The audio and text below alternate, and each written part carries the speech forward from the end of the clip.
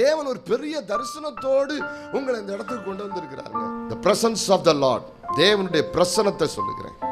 நீங்க என்ன நினைக்கிறீங்க?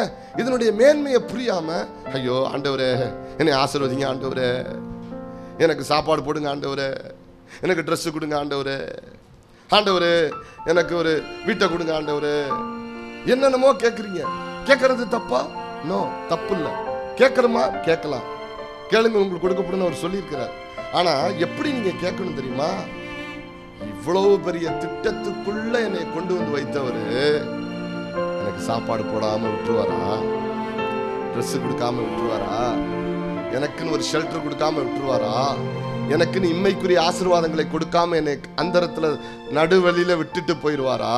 இல்ல, மரண பரியந்தம் சதா காலங்களில் என்னை நடத்துகிற ஒரு தேவன். அதனாலதான் சொல்லப்பட்டிருக்கிறது, வானத்து பறவையை பா, அவை விதைப்பதும் இல்லை, அறுப்பதும் இல்லை, களஞ்சியத்தில் சேர்த்து வைப்பதும் இல்லை. இதோ வீதியின் வயல்வெளி ஓரத்தில் வளர்ந்து திரிகிற புல்வெளிகளை பா, அவைகளை போல சாலமோன் முதலாய் உடுத்தினதில்லை. சாலமோன் முதலாய் காட்டு புல்லுக்கு உடுத்திருக்கிற கலரை போல ஒரு ட்ரெஸ் அவன் உடுத்தினதில்லைன்னு சொல்றார். கரங்களை உயர்த்தி நிறையா சொல்லுங்க பிரியமானவர்களே.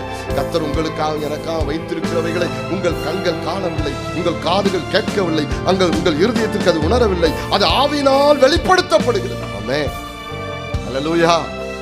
எவ்வளவு பெரிய திட்டத்தோடு உங்களை ரட்சித்து உங்களை இழுத்து சொல்லிட்டு சொல்றாரு, நீ என்னால் தள்ளப்படுவதில்லைப்பா, உன்னை நான் சேர்த்து கொண்டிருக்கிறேன், உன்னை இழுத்து கொண்டிருக்கிறேன். ஆமென்.